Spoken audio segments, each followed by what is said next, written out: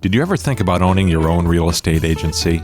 Our guest on today's program hadn't thought much about it until she became a realtor in 2010. She then realized what was possible.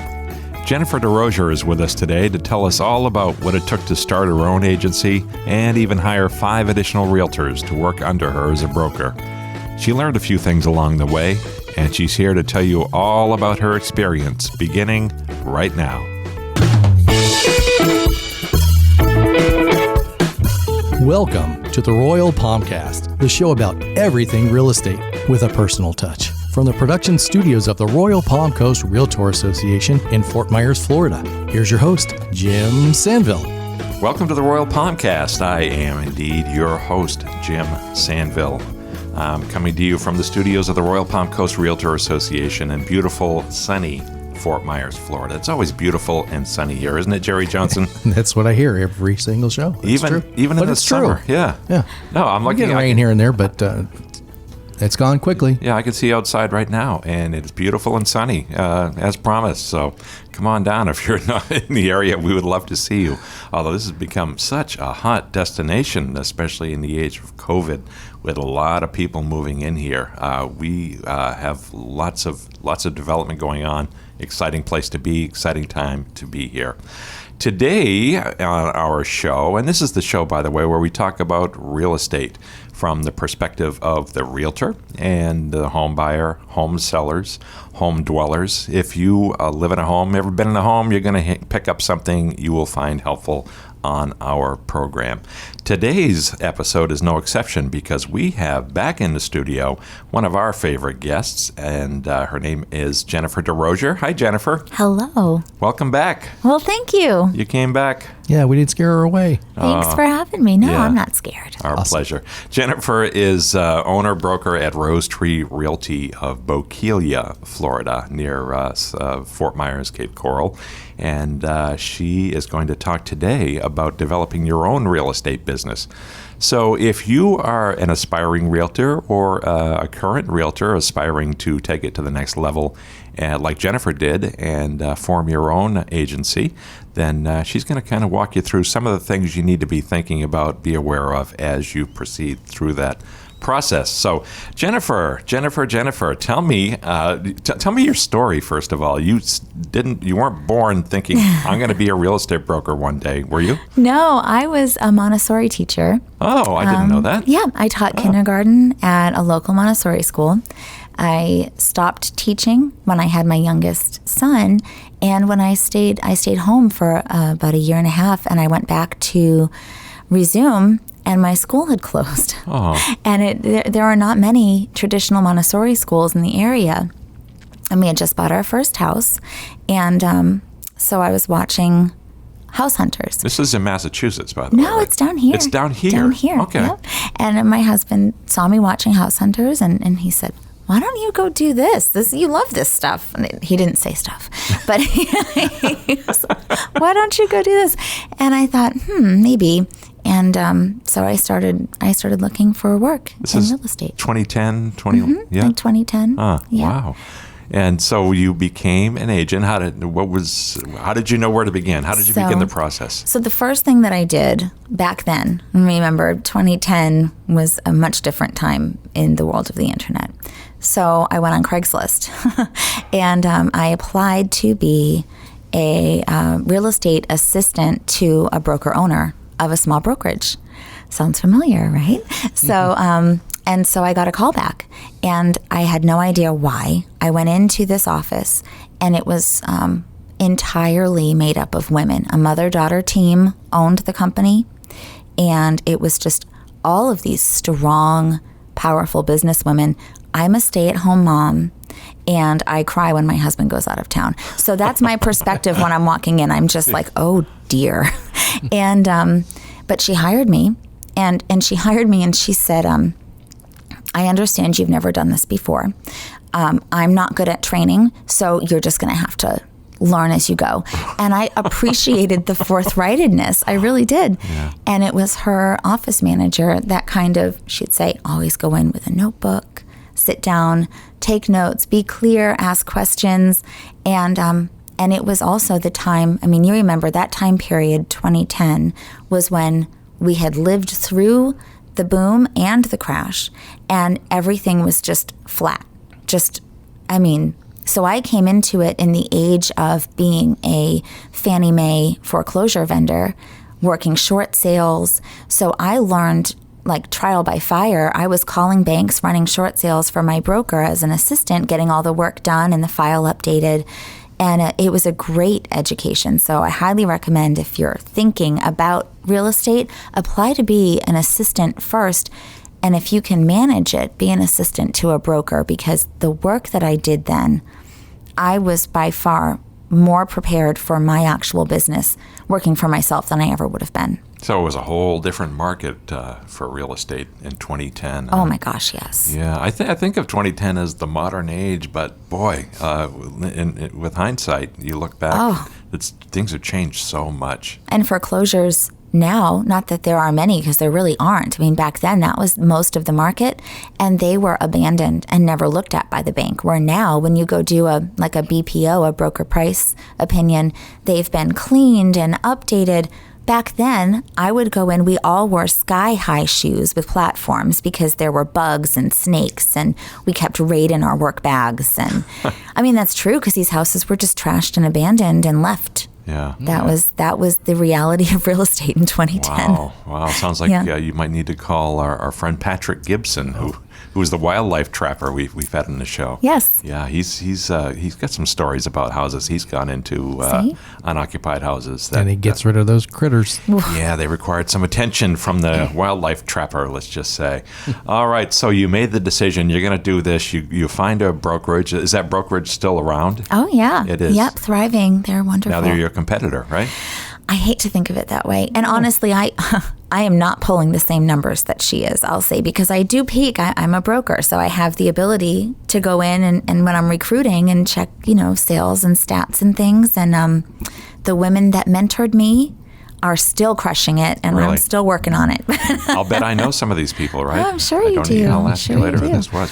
But, okay, so you decided to get into the business, and what was the next step after you got sort of trained? So once I got comfortable, I started taking real estate classes, which my boss was very supportive of, and then I studied hard. My biggest tip, once you start taking the class, put a deadline on it, especially if you do the online where you can let it go for months.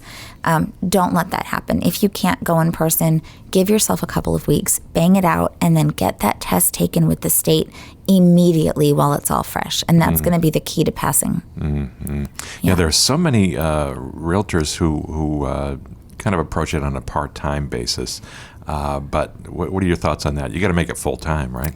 I mean, so yes and no. You have to give it your all, but also don't quit your job the minute you get that past test, I think the best advice I ever got, or one of the best pieces, was when you get a lead in real estate, if you're not willing to drop everything and call back or answer the phone right then, I mean, cool, but you have to be at peace with losing that deal, because these are people's lives. And when you're thinking of a new home, and especially if you find one that you want to go see right away, they don't care if you're at your kid's baseball game. They just don't. And that's the truth to it, is this is bigger than just a file that you're working. These are people's lives, and it matters. So you don't have to answer every call, but you have to, don't wonder why you're not making it in real estate if you also turn your phone off half the time. Yeah. Now, this is sort of a rhetorical question, but do you remember the first house you sold? Yeah. Tell me about it. The first house that I listed was one of my son's best friend's mother, and I listed her mother's house. The first house that I sold was this wonderful woman named Liz Leguiu. And she was walking around the plaza of my old brokerage with her dog, decked out in Michael Kors, this eccentric, wild woman from New York City. And she wanted a townhome. And so I could tell you the address. Every time I drive past it, I think of her. Huh. Wow. Wow. You were pretty excited, I'm guessing. Oh, but every deal. Like, I just... I've been very lucky because of the way that I approach my business is long game relationship building. So because of that, I'm still in touch with the people that I worked with that first year that I was in business. I just sold the first listing I ever got as a rental listing. I listed it as a rental for 7 years, and then I got to sell it. And that, I think, speaks a lot to the value of building relationships in this industry. That's great. You may even sell it again one day. Who knows? Yeah. The house so nice you sold it twice. There you go. I'm going to use that. I think it was first used about the city of New York. But in any event, how long did you work at this brokerage before you decided to set out on your own? So when I transitioned from the broker's assistant to a licensed agent, for a while I worked as her buyer's agent. So that was kind of a nice safety net, and something I also recommend. If you partner with someone, if you go into it as an assistant to learn the ropes, see if they'll keep you on, and that will help you get comfortable showing property, and you have that safety net to fall back on. I moved out of the role of buyer's agent and stayed at that brokerage just as an independent agent for maybe a year. But it was emotional because I felt like I was being disloyal. Yeah. You know? How do you break the news to your broker at that point? I wrote a letter and brought in a tea cozy, and it felt like a breakup. Yeah. And it did with all of my, and I don't know if that's true for everyone, but I'm a pretty emotional person. And so it was hard to leave. It really was. And you just have to sit down and you just have to do it. Yeah, but this is business, and the broker understood, I'm sure. Oh, yeah. I'm sure she went through the same process at some point in her career. Absolutely. Yeah. She understood. She was supportive. We're still in touch, from time to time. She was on the cover of a Cape Coral Living magazine a few years ago, and I saw it in the middle of Publix and called her and said, "Oh my gosh, look at you." Yeah, well, one day you'll be on the cover of Cape Coral magazine. Who knows? Or the Bokeelia Monthly. Right. Yeah. So what do you do initially? Do you create a business plan to get things rolling for your new life? Yeah, so that's something I learned late, and I would highly recommend that. Once you're licensed, I think the best thing to do is start setting goals. And before you can do that even, you want to find as much training as possible. So, I say, getting licensed and starting working as if you've chosen your brokerage. But the fact is, you are responsible for finding the place that fits best. So it's not so much they're interviewing you. You have to go in with the mindset of, am I choosing the right brokerage for me in the place that I'm at in my career? So ask questions about training, about one-on-one, about onboarding. Are you allowed to go and shadow? Do they provide lead generation?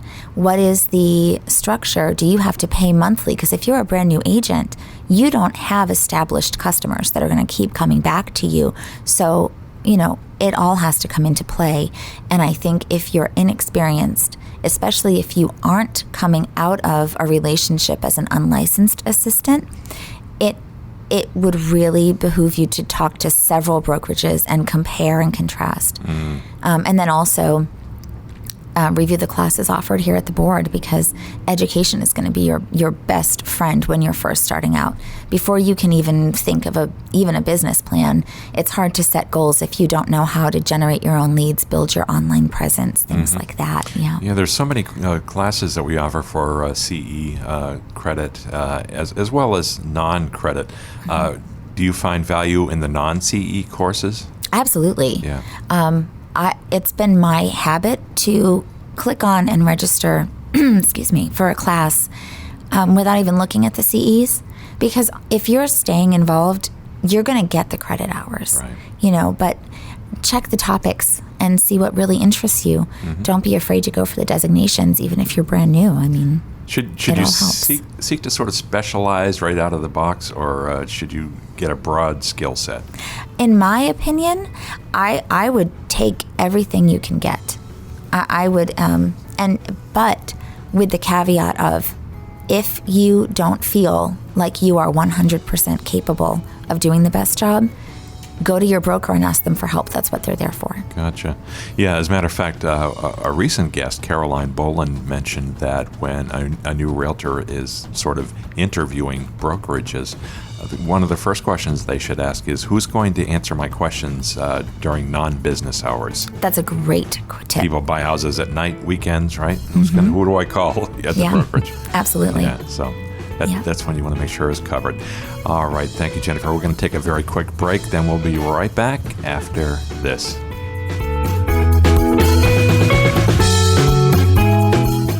Hi, this is Jerry Johnson, and you're listening to the Royal Palmcast. Hi, I'm Molly Schweers, and you're listening to the Royal Palmcast. Hi, this is Bob Wade, and you're listening to the Royal Palmcast. Do you own a second home or a vacation property? Do you rent it out to vacationers? Local governments across Florida are over-regulating your ability to rent out your property. RPAC fights these regulations and defends the rights of homeowners across Lee County and Florida. Invest as little as $20 in RPAC today to help us fight unwanted government regulations. For more information or to invest, contact Kevin Besser, the Director of Public Policy, at kevin@rpcra.org. Education, you need it, we've got it. I'm Angela Foster, Director of Education at Royal Palm Coast Realtor Association. If you're a realtor in Southwest Florida, the Royal Palm Coast Realtor Association has the classes, courses, workshops, and webinars you need to stay at the top of your game and keep your license current. Looking to build your continuing education hours? We offer core law and code of ethics classes to fulfill your CE requirement, along with many other courses to fulfill your requirements for specialty credits.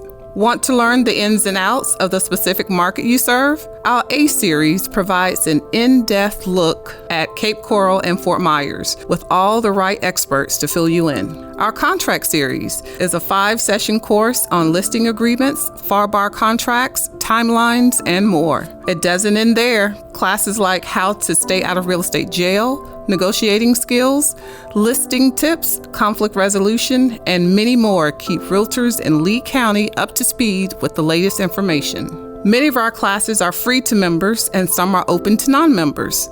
If you're a real estate professional who's interested in working in the Southwest Florida market, we've got you covered. For more information, visit our website at rpcra.org or email education@rpcra.org.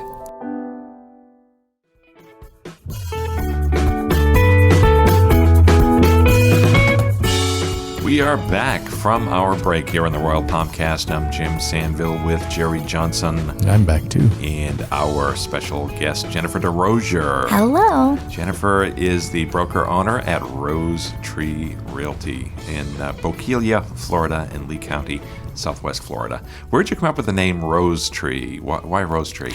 That is such a good question.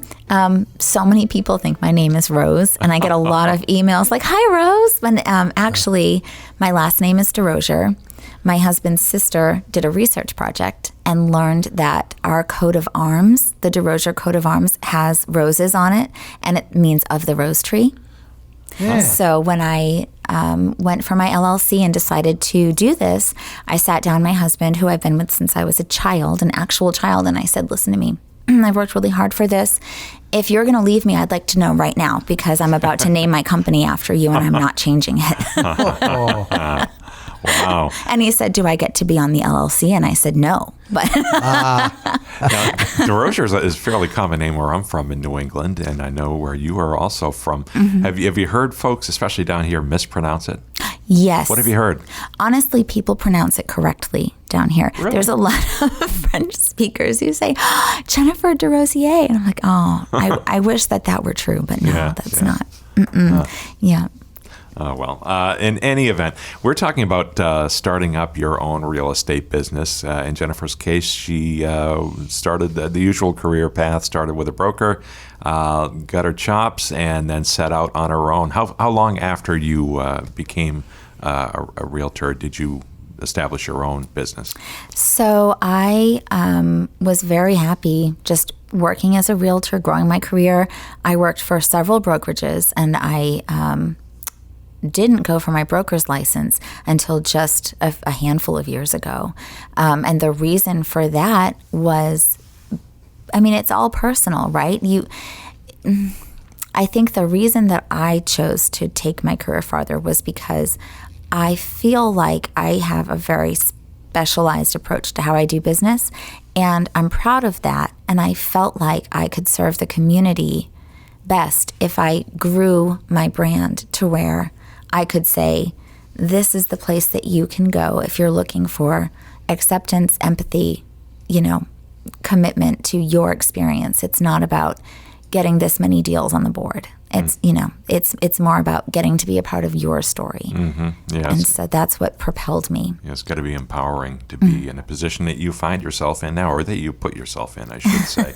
So we touched very briefly on a business plan. How big a deal is that? How important is that? Huge. I think once you get your feet wet and you are feeling pretty comfortable with the numbers you're turning, you should really sit down and plot out what is the amount of money that I would like to make this year. And this is an uncomfortable thing for me because I really, for the longest time, wanted to be doing something that mattered. My background was in working with young children. So to go from that to something cold like sales, I thought, how can I do this in a way where I feel like I'm being impactful? And so it took me a long time to get comfortable even making a business plan, because it shouldn't be about the money. But what you really need to do is think about, this is my financial goal. What is the average cost of the homes that I'm selling? What am I averaging as far as volume? And then how many deals will it take in order to hit that mark? And then, of that number, am I looking at repeat customers? What's the percentage of new business I need to generate? How am I going to make that happen? And then every year, you should challenge yourself. I didn't start building business plans, I'm embarrassed to say, until maybe 2 years before I got my broker's license. And it was because no one had ever asked me how much volume I was selling. I didn't even know that was a thing. It had never been discussed. And I finally was working at a brokerage where our broker would talk openly about where each agent was on their goal. What's your goal? Oh my gosh, I don't know. And he knew right away what my volume was and where it should be based on what I was doing. And it started from there. Gotcha. Now, you also have to decide at the onset what kind of entity you're going to be, an LLC, sole proprietorship. I see that Rose Tree Realty is an LLC, a limited liability corporation. Are most real estate businesses set up that way as LLCs? In my experience, I've seen most are LLCs. I am an LLC who is doing business as a sole proprietor. DBA. Yeah. So it helps because I don't have employees. Yeah. I'm a very small brokerage. I employ 5 agents. And they're but independent. They're not employees. They're independent contractors. They're affiliated with you. Yes, and they're under my umbrella. And I don't have, I don't have anyone on staff, on payroll, so. Now, that's fairly new. How long ago did you bring on agents? That was this year's goal. I just started doing that. Rose Tree is going on its 3rd year, and I wanted to take it slowly so that I knew it would last. I don't have anything to prove. So I was very comfortable starting my business and getting used to being a broker and the responsibilities that came therein. And then I became more involved in the board and in training. And, I was already very active in training when I ran a team prior to opening Rose Tree. So I felt like I had all the chops. I just needed to give myself a minute. Now we're here. How did you go about recruiting your agents? That was the scariest thing. I put together a social media post, which I'm very active in, and I basically wrote a love letter about the type of real estate that I do, that my entire tagline, everything about Rose Tree, if you go to the website, relationship-driven real estate. So I'm not looking for shark agents that do a deal and then they go away and they never see that person again. I want the agent that's going to send the Christmas card and remember this person's name and grandchild's name and what their face looked like when they signed the papers. Those are the people that I want. So you simply ask them, are you the kind of person who will send Christmas cards? Or Basically, the questions that I asked in my interviews were mostly about, are you looking to do this full-time or part-time? Are you looking to build relationships? Are you willing to be patient? Are you looking for this to like strike it rich tomorrow? Because this isn't that brokerage. We're a long game brokerage. Now, when you're just starting out, you have decisions to make about things as mundane as office equipment, computers, and your own personal vehicle that you use for work. It must be tempting to go out and buy that big flashy car right off the bat and the best computers and all that stuff. How do you manage that? So I have to stress to people because imposter syndrome, especially in the beginning, is real. And you're going to look at all the other cars next to you when you're at the association or when you pull up to the house. And that's a real thing. And I think I've never been more dressy than in the first few years of real estate, where I would be in a power dress with high heels every day because I had to look professional in my mind. And the reality is, starting out is expensive, and we all know it's expensive because we've all been a new realtor. So you do not have anything to prove. Get something that's going to help you answer emails and get yourself on the MLS, and make sure that your car is tidy. I personally, in my office handbook, I stress to my agents not to bring customers in their cars with them. So the days of make sure your car is spotless, make sure you have a nice car. No, show your value through the work and the skills you can provide to these people. If your car is the only way you know how to show your value, you probably need to do more training. And so I kind of remind people, like, we've all been new, so no one is going to stress about that. And as for the customer, if you show up and you are neatly dressed and you are authentically dressed, so you don't look like you're wearing a costume, you feel like yourself and you know what you're talking about, you've studied the houses you're going to show, or you've reviewed the information for your listing appointment, that matters so much more. Absolutely. All right. So you've hired agents. They're loyal. They're producing already, I'm sure. Yeah, they're doing great. They're slowly training. I've been lucky enough to hire new realtors, so I've been able to train them, and I have checklists for everything. And I've been directing them here to the association as well. Yeah. And so it's been really exciting. So in the relatively brief time that you've had agents affiliated with your own business, what's the most important lesson you've learned? You wish you'd maybe done something a little differently, or something that was reaffirmed? I think that the value in laying out step by step cannot be overstated. You get your license, that's incredible. So now, assuming you've chosen me as your broker, you need to be comfortable announcing to the world that you got your license. Because I think the biggest thing that I've seen in new agents is they don't know how to make their career happen. Like, now I have my real estate license. Who's going to give me that listing? Like, where is it? And so I think the thing that cannot be overstated is the need to show new agents what to do. Because if you are not a broker comfortable with training and holding their hands and getting them on their way, being their training wheels, they're going to flounder.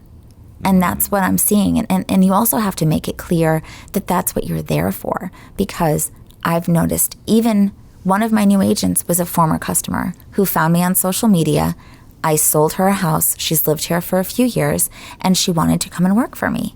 Fantastic. She's the only one that feels comfortable calling me in the middle of the night if she's working on something, because she knows how I do business because I've been her realtor. Right. Everyone else feels like they're a burden. So if you're new, you have to know that your broker or the managing broker or whatever your situation is, they're supposed to be your safety net. So we know you don't know everything. We know you probably don't know much if you're brand new. That's okay. Yeah.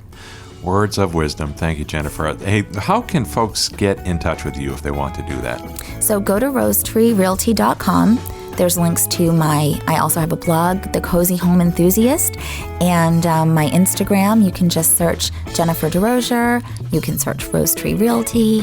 I'm out there. You are out there. Hey, Jerry Johnson, thank you for being here today, too. Oh, thank you, Jim. Great to see you as always. And Ditto. I want to thank everyone who works here at the Royal Palm Coast Realtor Association in Fort Myers in Cape Coral, Florida.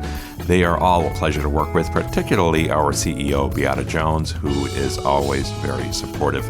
If you want to get in touch with us at the Royal Palmcast, we would love it. And the way you do that is to send an email to shows@rpcra.org, and we will get right back to you, I promise. Hey, thanks very much for listening. You are the most important part of this program, so we appreciate your finding us every week on your favorite podcast app, YouTube, social media, where we live. So thanks very much again. I'm Jim Sanville. I'll look forward to seeing you again next time. Thanks for listening to the Royal Palmcast. Be sure to listen again every week on your favorite podcast app and visit the Royal Palm Coast Realtor Association website at rpcra.org and our social media pages, including Facebook and our YouTube channel. Check out all of our RPCRA platforms and make sure to subscribe and share. For information about this show or other RPCRA productions, we'd love to hear from you. Email us at shows@rpcra.org. This has been a production of the Royal Palm Coast Realtor Association.